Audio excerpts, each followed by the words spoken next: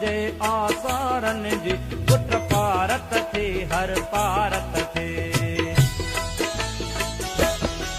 हिन धरती वारन जी हिन धरती वारन जी